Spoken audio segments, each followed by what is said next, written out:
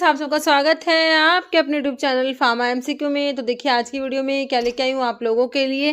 देखो ज्यूरिस्प्रूडेंस के क्वेश्चंस हैं वो हम इसमें जो है डिस्कस करेंगे। देखिए ड्रग एंड कॉस्मेटिक एक्ट तो पहले हमने इसमें कवर कर लिया था। अभी जो है जो भी और फार्मेसी एक्ट है और बाकी जो भी ज्यूरिस्प्रूडेंस के क्वेश्चंस है वो इसमें मैं कवर कर लूँगी आज की वीडियो में। ओके, और बच्चों देखो ये जो हमारी सीरीज़ है 5000 प्लस एमसीक्यूज़ की सीरीज़ है, इसी को कंटिन्यू करते हैं। जो हमने एम्स के लिए स्टार्ट करा, बाकी रेलवे के लिए और जितने भी हमारे गवर्नमेंट फार्मासिस्ट के एग्जाम है सभी के लिए सीरीज़ इंपॉर्टेंट रहने वाली है। ओके, तो इस सीरीज़ में हम लोग जो है बहुत सारे क्वेश्चन डिस्कस कर लिए हैं। आज ज्यूरिस्प्रूडेंस के क्वेश्चन डिस्कस करेंगे। ओके, और अभी जो है फार्मा एमसीक्यू की मोबाइल एप्लीकेशन को भी आप प्ले स्टोर से डाउनलोड कर सकते हो। अदरवाइज वीडियो के डिस्क्रिप्शन बॉक्स में ऐप की लिंक है जहाँ से आप लोग ऐप को डाउनलोड कर सकते हो। वहाँ पे टेस्ट सीरीज़ है जिससे अपने आप को एनालाइज कर सकते हो। एम्स के लिए भी अभी टेस्ट सीरीज़ है ना, तो आप जो है बाकी रिकॉर्डेड वीडियो के कोर्सेज हैं अभी वहाँ पर, तो अपने आप को एनालाइज कर सकते हो।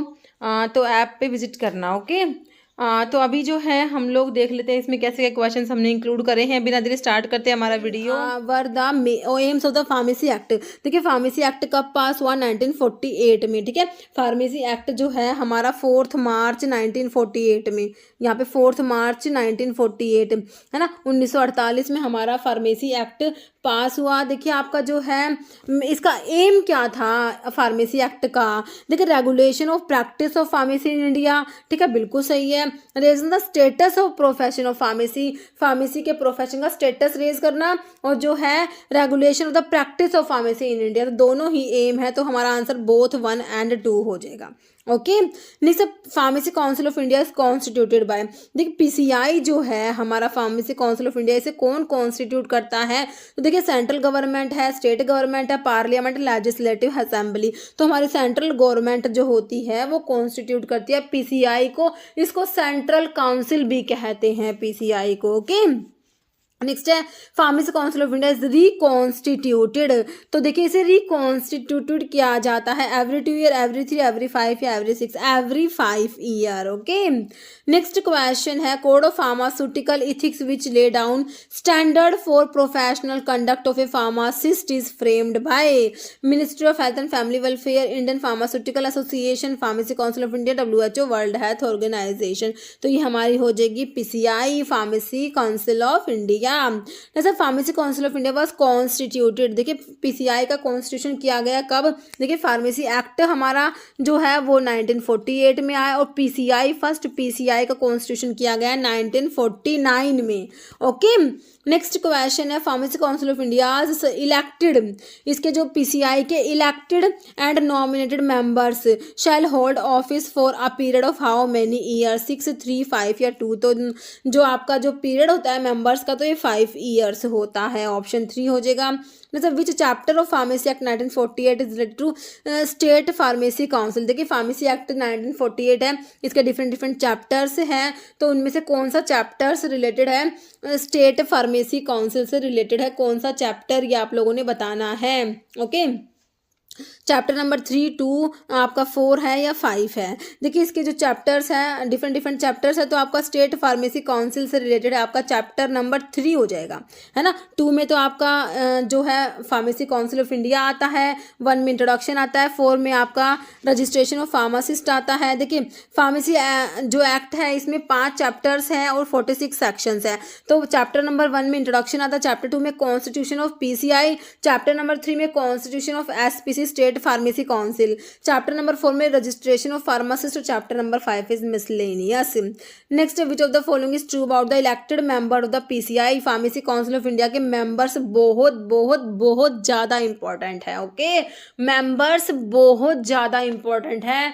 मैं आपको बता रही हूँ मेंबर्स पे क्वेश्चन बनता है। कोई भी आप फार्मासिस्ट का या हमारा फार्मा कॉम्पिटिटिव एग्जाम दे लीजिए, एक तो आपके शेड्यूल्स पे क्वेश्चन बनेगा, ज्यूरिस्प्रूडेंस में जो क्वेश्चन बनेंगे शेड्यूल्स पे जरूर बनेंगे, है ना, और एक हमारे मेंबर्स पे क्वेश्चन बनते हैं पीसीआई के, डी टैब के और स्टेट फार्मेसी काउंसिल के, सभी के आपको मेंबर्स पता होने चाहिए। देखिए बहुत इंपॉर्टेंट है members. Okay, true about the elected member pharmacy council of India. देखिए इसमें हमारे 3 टाइप के मेंबर्स होते हैं, elected, nominated and ex officio. तो आपसे इलेक्टेड मेंबर पीसीआई के पूछिए, ट्रू क्या है इलेक्टेड मेंबर्स के बारे में। 6 member elected by UGC university grant commission, 1 member elected by state council who shall be registered pharmacist, 1 member elected bye medical council of the India या old. देखिए elected member जो है PCI के, उसकी सारी बातें सही लिखी हुई, ऑप्शन 4 हो जाएगा all of the criteria for PCI members. Director of central drug laboratory, अभी बताए ex officio members, director general of health service, drug controller of India, director of central drug laboratory, these are ex officio members of the PCI. कह रहे eligibility criteria PCI member जो director central drug laboratory के director जो है वो क्या है, registered pharmacist, ex officio, elected by UGC, elected by member of the council. तो ये एक्स ऑफिशियो मेंबर्स में आते हैं, है ना। नेक्स्ट है pharmacy council of India has dash state government nominated. Next how many ex officio members are there in the PCI के ex officio member, director general of the health service, drug controller of the India, director of central drug laboratory. कितने हो गए, 3 हो गई। तो यही तो पूछा कितने, हाउ मेनी, कितने एक्स ऑफिशियो मेंबर्स होते हैं। तो एक्स ऑफिशियो मेंबर्स तो कितने होते हैं, 3 होते हैं। The x officio member of PCI के एक्स ऑफिशियो मेंबर अभी तो बताया, director of the central drug laboratory, drug controller of India, director general of the health service. अब कौन सा ऑप्शन में है देखिए, रिप्रेजेंटेटिव ऑफ यूजीसी और एआईसीटीई का रिप्रेजेंटेटिव हमारे नॉमिनेटेड मेंबर्स में आ रहा था पीसीआई के। Director of central drug laboratories the answer of your question, option आपका बी राइट हो जाएगा। बाकी teacher in pharmacology member from MC, हमारा आंसर ऑप्शन बी हो गया। नेक्स्ट स्टेट फार्मेसी काउंसिल, अभी हमने पीसीआई की बात करी, अब स्टेट फार्मेसी काउंसिल की बात करेंगे, उसके मेंबर्स की बात करेंगे। State pharmacy council all of the following are ex officio member except, सारे एक्स ऑफिशियो मेंबर है स्टेट फार्मेसी काउंसिल के, एक को छोड़ के। ओके देखिए प्रेसिडेंट ऑफ इंडिया, तो प्रेसिडेंट ऑफ इंडिया तो है ही नहीं इसमें, एक्सेप्ट में तो ऑप्शन ए ही आ गया। बाकी तीनों याद कर लो, chief administrator of the medical officer of state, office in charge of drug control organisation, government analyst, ये तीनों हमारे स्टेट फार्मेसी काउंसिल के एक्स ऑफिशियो मेंबर हैं। गवर्नमेंट एनालिस्ट होगा, ऑफिस इंचार्ज होता है drug control organisation, chief administrator of the medical officer of the state. Okay, chief administrative medical officer of the state, ये तीनों आपने याद रखने हैं ex officio member state pharmacy council के। तथा who constitute pharmacy council of India को कौन कॉन्स्टिट्यूट करता है, तो हमारी सेंट्रल गवर्नमेंट कॉन्स्टिट्यूट करती है, और इसे पीसीआई को सेंट्रल काउंसिल भी कहा जाता है। नेक्स्ट है who maintain the central register of pharmacist, central register of pharmacist is maintained by, बताइए, central government, ministry of AYUSH, PCI, state government. Central register of pharmacist is maintained by the PCI, pharmacy council of India, PCI maintain करती है central register of the pharmacist. Next है which one of the following is not ex officio member of pharmacy council of India. PCI के ex officio member 3 बताए, director general of the health service बताया, drug controller of the India बताया, director of central drug laboratory बताया। Director general of health service बिल्कुल सही है, director central drug laboratory सही है, drug control general of India भी सही है, डायरेक्टर ऑफ फार्माकोपिया लैबोरेटरी नहीं होता। ओके, ऑप्शन डी, क्योंकि आपसे नोट पूछा हुआ है। ओके नेक्स्ट है who among the following is not the member of central council of pharmacy council of India. PCI मतलब कि आपकी पीसीआई के मेंबर कौन से नहीं है ये पूछा है। रिप्रेजेंटेटिव ऑफ द यूजीसी और एआईसीटी के रिप्रेजेंटेटिव हमने देखा था Indian council of medical research, director general of health service हमारा एक्स ऑफिशियो मेंबर्स में आया था, तो कौन सा नहीं है, ऑप्शन सी नहीं होगा। बाकी ये वाले दोनों नॉमिनेटेड में आ गए, ये एक्स ऑफिशियो में आ गया, ये ऑप्शन सी जो है नोट हो जाएगा। Pharmacy council of India governed by the provision of pharmacy act in year, देखिए सिंपल पूछा हुआ है, फार्मेसी एक्ट कब पास हुआ, तो हमें पता है ये 1948 में पास हुआ, ऑप्शन 1 राइट हो जाएगा। नॉमिनेटेड और elected member of state pharmacy council hold office for a term of 3, 4, 5 या 6 ईयर, तो ये हो जाएगा 5 ईयर्स। नेक्स्ट है pharmacy council of India is doing all of the following functions except, PCI के सारे फंक्शन एक को छोड़ के, to regulate minimum education standard in pharmacy institute, to prescribe minimum minimum standard of education required for registered as pharmacist to compile and maintain central register को maintain करते हैं। बिल्कुल सही। देखिए प्रिस्क्राइब नहीं करेगी पीसीआई, ड्रग प्रिस्क्राइब थोड़ा ना करेगी, है ना। ऑप्शन डी आपसे नोट पूछा, एक्सेप्ट पूछा हुआ था, ऑप्शन डी हो गया। नेक्स्ट है total number of state pharmacy council member. Pharmacy council जो स्टेट फार्मेसी काउंसिल की बात हो रही है, एक्स ऑफिशियल मेंबर तो कितने थे, 3 थे, है ना। तो आपके इलेक्टेड मेंबर कितने होते हैं, 7 होते हैं। नॉमिनेटेड कितने होते हैं, 5 होते हैं। एक्स ऑफिशियल आपके 3 होते हैं, कितने हो गए, 7 5 12 3 15। तो आपके 15 मेंबर्स होते हैं स्टेट फार्मेसी काउंसिल में। टोटल मेंबर कहेंगे तो 15 कह देना, इलेक्टेड पूछे तो 7 कहने हैं, नॉमिनेटेड पूछे तो आपसे 5 कहने हैं, एक्स ऑफिशियल पूछेंगे तो पीसीआई या स्टेट फार्मेसी काउंसिल दोनों में एक्स ऑफिशियल तो 3 ही होते हैं। इसमें इलेक्टेड मेंबर 7 होते हैं, जिसमें 6 तो रजिस्टर्ड फार्मासिस्ट होंगे। कितने रजिस्टर्ड फार्मासिस्ट है, 6। स्टेट फार्मेसी काउंसिल में 1 member elected by MCI. Nominated 5 है, 5 member at least 3 students nominated by state government. Ex official 3 है, chief administrative medical officer of the state office in charge of drug and cosmetic act और government analyst. मतलब which of the following is ex official member the state pharmacy council. तो state pharmacy council के ex official member आप लोगों ने बताने हैं। Ex official member किसके, स्टेट फार्मेसी काउंसिल। आप लोगों ने ऊपर अभी देखा chief pharmacist of government hospital, chief administrative medical officer of the state देखा ना हमने। तो ये कह रहे पूछा ये कौन सा है, तो ऑप्शन बी हो जाएगा। बाकी registered pharmacist assistant drug controller दिया, तो ऑप्शन बी हो गया, है ना। तो ये मैंने आपको बता दिए ना। State pharmacy council should have the following number of elected member. तो स्टेट फार्मेसी काउंसिल में कितने इलेक्टेड मेंबर बताए, इलेक्टेड मेंबर कितने बताए, 7 बताए। इलेक्टेड कितने बताए, 7 बताए। नॉमिनेटेड कितने बताए, 5 बताए। एक्स ऑफिशियल कितने बताए, 3 बताए। टोटल कितने बताए, 15 बताए, है ना। तो कह रहे कितने इलेक्टेड है, 7 इलेक्टेड है, जिसमें से 6 रजिस्टर्ड फार्मासिस्ट होते हैं, 1 होता है मेंबर जो medical council of the state से आता है। रजिस्टर्ड फार्मासिस्ट 6 होते हैं इलेक्टेड में, है।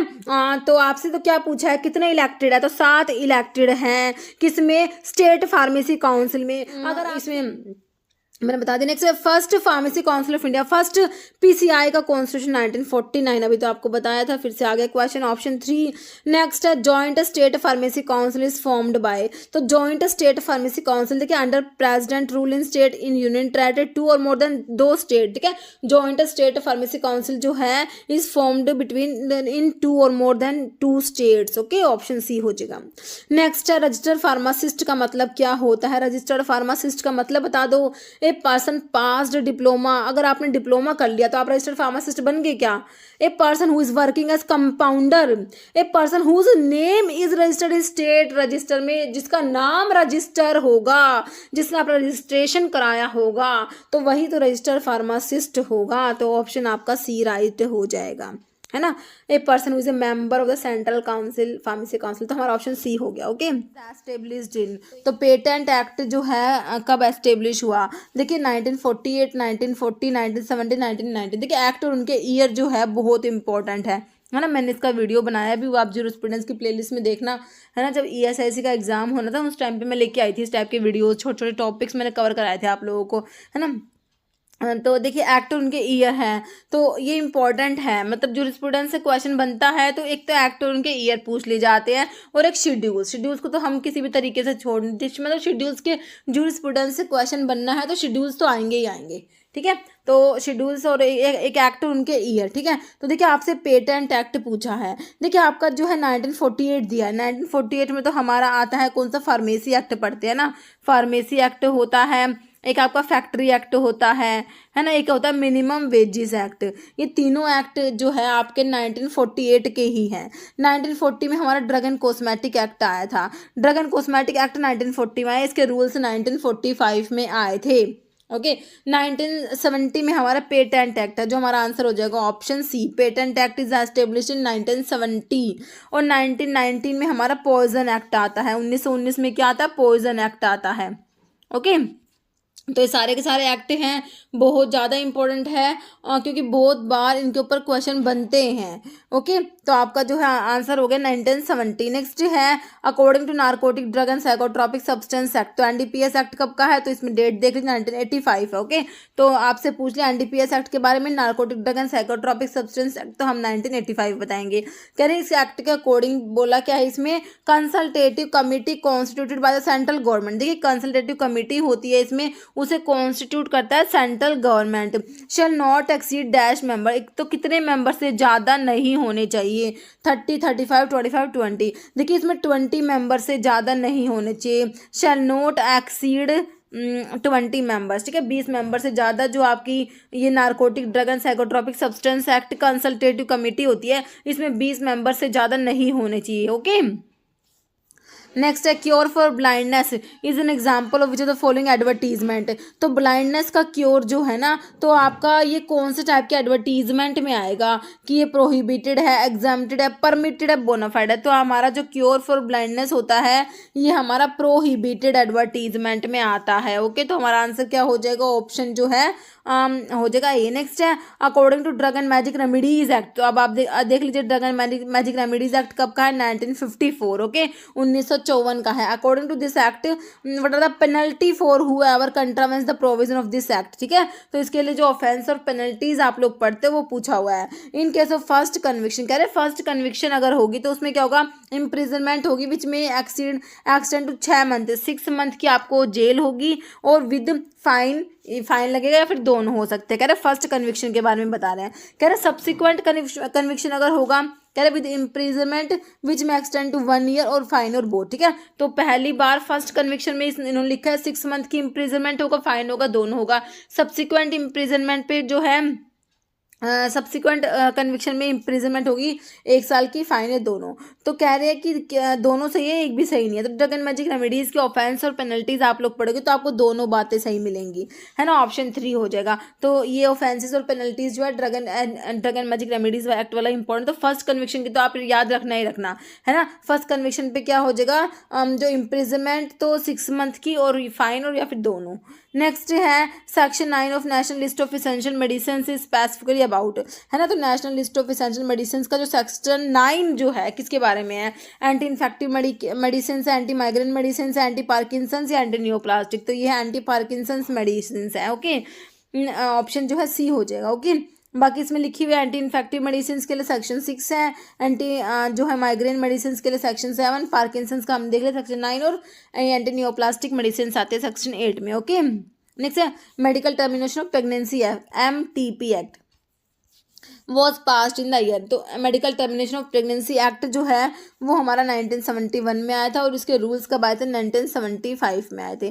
तो एक्ट आया 1971 में, इसके रूल्स 1975 में आए। तो ऑप्शन देखिए कितने सिमिलर है, 1971, 1871, 1981, 1891। तो 1971 में एक्ट आया, रूल्स आए 1975 में, है ना। नेक्स्ट है international drug monitoring centre is. तो इंटरनेशनल ड्रग मॉनिटरिंग सेंटर हमारा है कहाँ, Uppsala Sweden, Geneva Switzerland, Washington DC USA, Mexico City Mexico. तो कहाँ पर, अपसाला स्वीडन, है ना, ऑप्शन ए हो जाएगा। नेक्स्ट है poison act were passed in the year. तो मैंने अभी आपको बताया था पॉइजन एक्ट के बारे में, है ना, 1948 में। तो मैंने आपको 3 एक्ट बताए, कौन कौन से बताए, आपका फार्मेसी एक्ट, फैक्ट्री एक्ट और मिनिमम वेजेस एक्ट बताया, है ना। 1940 में आपका ड्रग एंड कॉस्मेटिक एक्ट पास हुआ और उसके रूल्स कब आए, रूल्स जो है आपके 1945 में आए, है ना। Medical termination of pregnancy act अभी हमने देखा 1971 में एक्ट आया, इसके रूल्स कब आए, 1975 में आए, है ना। Drug and magic remedies act 1954 में हम लोगों ने देखा। पॉइजन एक्ट भी मैंने आपको 1919 बताया था, आपको याद हो तो, है ना। आंसर इज ऑप्शन ए, 1919 का आपका पॉइजन एक्ट है। 1954 में drug and magic remedies act, 1945 में देखिए 48 में फार्मेसी एक्ट आया और फर्स्ट PCI का कॉन्स्टिट्यूशन हुआ आपका 1949 में। ओके, और 1955 कहाँ याद करते हो बताओ, जो आपका फर्स्ट एडिशन है IP का फर्स्ट एडिशन है वो 1955 में आया। IP का फर्स्ट एडिशन कब आया, 1955 में, है ना। और बाकी के एडिशंस भी अगर याद है तो आप बता सकते हैं। IP का फर्स्ट एडिशन 1955 में आया। उसके बाद क्या याद करते हो, 55 के बाद 66 याद करते हो, उसके बाद 85 याद करते हो, है ना, देन 96, उसके बाद 7, 10, 14, 18, 22। देखिए मैंने तो ऐसे याद करा हुआ है ये, ठीक है। 2007, 2010, 2014, 2018, 2022, है ना। तो आपका first, second, third, fourth, fifth, six, seventh, eighth और ये 9th एडिशन है ना। तो आईपी के एडिशंस तो है ही इंपॉर्टेंट। तो ये 1955 आपका फर्स्ट एडिशन आईपी के लिए है ना। आईपी का फर्स्ट एडिशन कब आया? 1955 में। नेक्स्ट हमारा question, narcotics commissioner is appointed by. तो नारकोटिक कमिश्नर को कौन अपॉइंट करता है? ओके, स्टेट गवर्नमेंट है, central government, pharmacy council of India या ऑल? तो आपका जो नारकोटिक कमिश्नर है उसको अपॉइंट करेगा हमारा central government. Okay, next procedure for breeding, stocking and experimentation of animal are including. तो किस में आता है ये procedure for breeding, stocking and experimentation of animals? डीटैप, डीपीसीओ, सीपीसीएससी या फिर एनडीपीएस? तो ये हमारा आता है किसमें? सीपीसीएससी हो जाएगा। ओके, ऑप्शन हो जाएगा सी। ठीक है, तो ये इसका फुल फॉर्म क्या होता है? Committee for the purpose of control and supervision of experiments on animals. Next, prevention of cruelty to animal act was enacted in. तो prevention of cruelty to animal act तो ये कब आया? 1950, 1960, 1961, 1958। तो ये आया 1960 में, है ना, 1960 में। Prevention of cruelty to animal act was enacted in 1960, 1960। Next है, which one of the following act regulate objectionable advertisement? जो है ऑब्जेक्शनेबल एडवर्टीजमेंट को रेगुलेट करेगा हमारा ये एक्ट कौन सा? क्या है इसमें? ऑप्शन 1 में ड्रग पेटेंट एक्ट है, फार्मेसी एक्ट है, drug and cosmetic act, drug and magic remedies act. तो ये हमारा मैजिक रेमेडीज वाला एक्ट होता है ना। Drug and magic remedies act जो है आपका क्या करता है? रेगुलेट करता है ऑब्जेक्शनेबल एडवर्टीजमेंट को। नेक्स्ट है, minimum training hours required for pharmacy registration के लिए कितने आवर्स की ट्रेनिंग, मिनिमम ट्रेनिंग रिक्वायर्ड है? 100 है, 300, 600, 500। तो आपका जो है 500 हो जाएगा। ओके, नेक्स्ट है, international pharmacopoeia is published by. तो इंटरनेशनल फार्माकोपिया को कौन पब्लिश करता है? ICRC, WHO, यूनिसेफ या USAID? तो WHO हो जाएगा आपका आंसर। क्या हो जाएगा? ऑप्शन जो है बी, WHO। जैसे drug price control order is issued bye central government. ठीक है, DPCO जो है फुल फॉर्म भी आती है drug price control order, is issued bye central government by deriving power from which rule? है ना। तो देखिए, drug and cosmetic 1940, drug and cosmetic rules 1945। तो ये एक्ट है 1940 का, इसके रूल्स 1945 में आए। इसेंशियल कॉमोडिटीज एक्ट 1955 का, एनडीपीएस एक्ट हमें पता है 1985 को। तो इसका आंसर ऑप्शन 3 हो जाएगा, essential commodities act 1955। Next, price fixed by Indian government to scheduled formulations के लिए जो इंडियन गवर्नमेंट ने प्राइस फिक्स किया according to provision of DPCO is called. तो इन्हें क्या कहेंगे?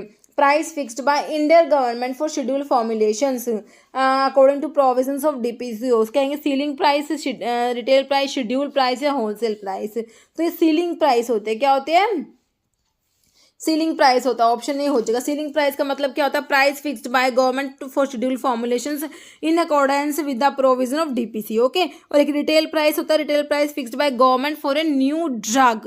Next, which of the following can be marketed under generic name? देखिए, जो है आपके जेनरिक ड्रग्स के लिए आप लोग शेड्यूल तो कौन सा पढ़ते हो? शेड्यूल W में आपकी लिस्ट ऑफ जेनरिक ड्रग्स आती है। कह रहे कौन सी को मार्केट कर सकते हैं अंडर द जेनरिक नेम? आपके एनाल्जिन है, ग्लूटाथियोनाइड है, बार्बिटल, मैप्रोवेमेट। तो ये हमारी एनाल्जिन होती है।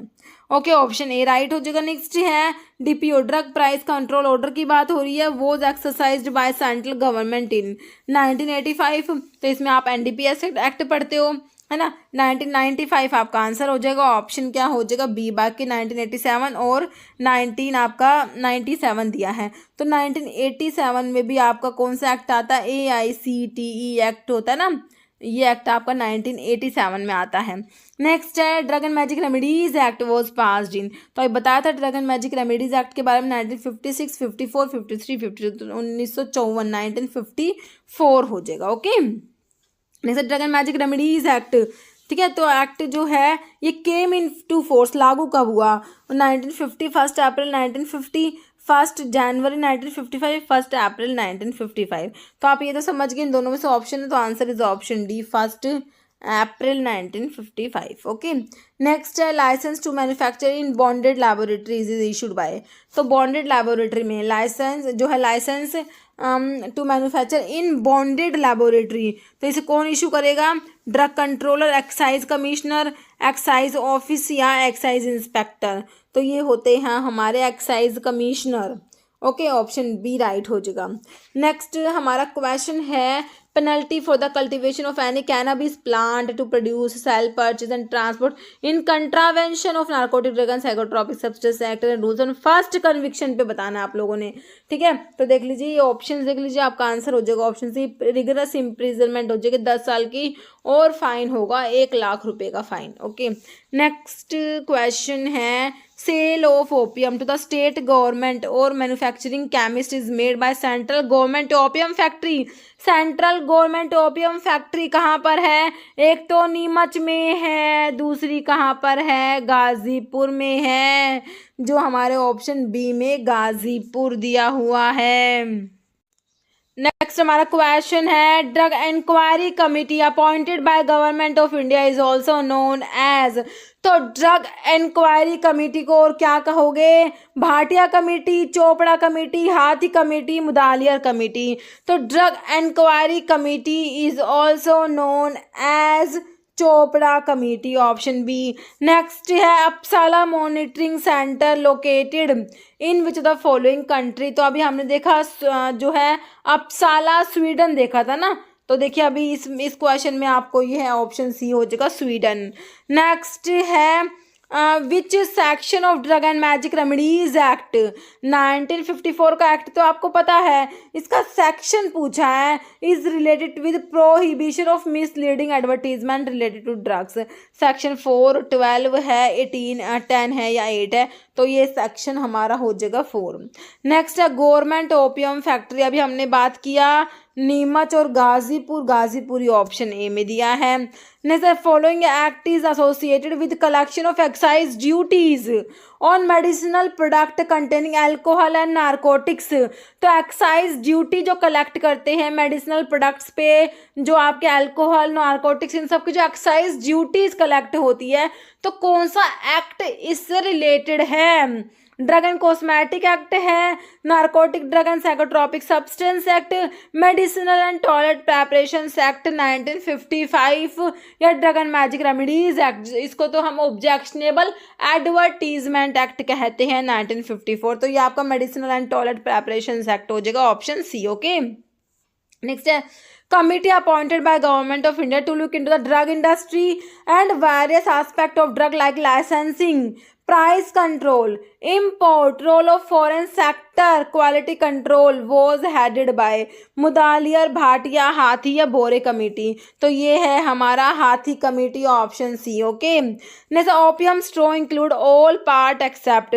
तो ओपियम स्ट्रो में सब आता है एक को छोड़ के, फ्लावर आता है, स्टेम आता है और रूट आता है, तो इसमें सीड नहीं आता। ओके, एक्सेप्ट में आपका सीड हो जाएगा option C. Next licence for manufacture of medicinal and toilet preparation in bond are issued by custom collector, excise commissioner, drug controller या नन। तो ये आपका एक्साइज कमिश्नर हो जाएगा ऑप्शन बी। नेक्स्ट है फ्लावरिंग और fruiting top of the cannabis plant excluding the seeds and leaves when not accompanied by the tops. ठीक है, कह रहे फ्लावरिंग और fruiting tops of the cannabis plant by whatever name they may be known or designated is known as. Flowering और fruiting top of the cannabis plant, charas, poppy, ganja या erythroxylum. तो ये हमारा गांजा होता है। Okay, option C. नेक्स्ट है medicinal and toilet preparation act came into force.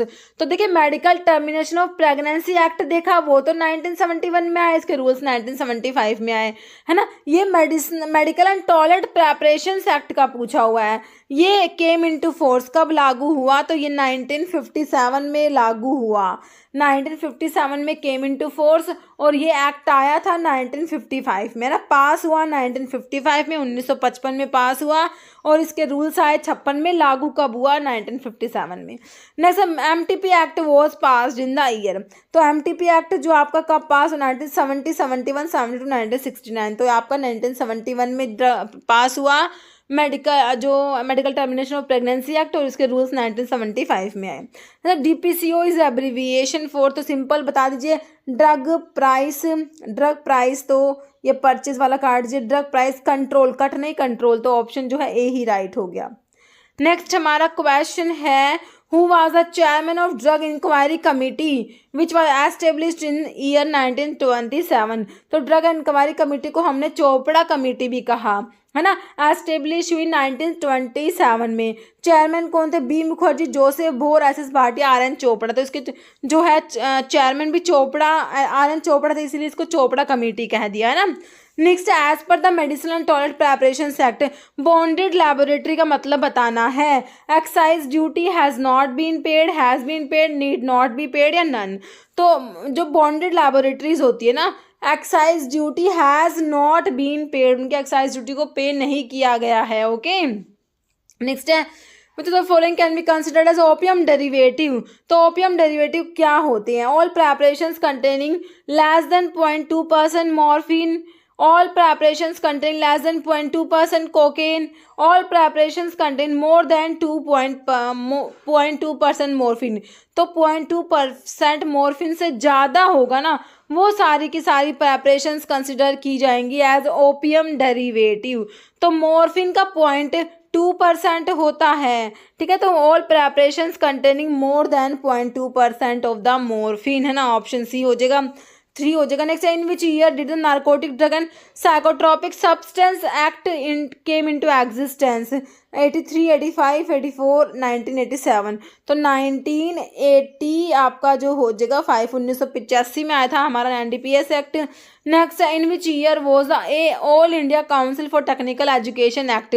तो मैंने अभी आपको AICTE एक्ट के बारे में भी बताया था, है ना। 1987, 83, 89, 85। तो 1987 मैंने आपको बताया था ना। तो हाँ, ऑप्शन जो है ए राइट हो जाएगा। ओके, तो इसमें ये हो गए हमारे जूरिस्प्रूडेंस के क्वेश्चंस। ओके, अभी जो है जूरिस्प्रूडेंस के इतने क्वेश्चंस है इसमें। ओके, तो मैंने बता दिया आपको जूरिस्प्रूडेंस में मेन हमारा एक्ट और उसके ईयर है। बाकी मैंने ड्रग एंड कॉस्मेटिक एक्ट बहुत अच्छे से आपको करा दिया, उसमें आपका शेड्यूल्स वगैरह सब कुछ आ गए, फॉर्म नंबर, शेड्यूल्स, जो सारा इंपॉर्टेंट सेक्शन है वो सारा उसी में है। बाकी फार्मेसी एक्ट और इनके जो मेंबर्स है वो बहुत इंपॉर्टेंट है। ओके, तो ये सारा आपको जो है हमारा जूरिस्प्रूडेंस में पढ़ना होता है, ठीक है। तो अभी देखिए एक क्वेश्चन जिसका आंसर हमेशा की तरह आप लोग देने वाले हैं। Poison act was passed in the year 1990, 1954, 1949, 1955। Okay, इसका आंसर आप लोगों ने कमेंट बॉक्स में देना। अगर आपको वीडियो अच्छी लगे तो लाइक करना, शेयर करना, चैनल पे नए हैं तो मेरे आप लोगों से रिक्वेस्ट है कि चैनल को प्लीज सब्सक्राइब जरूर करना। Okay, thank you.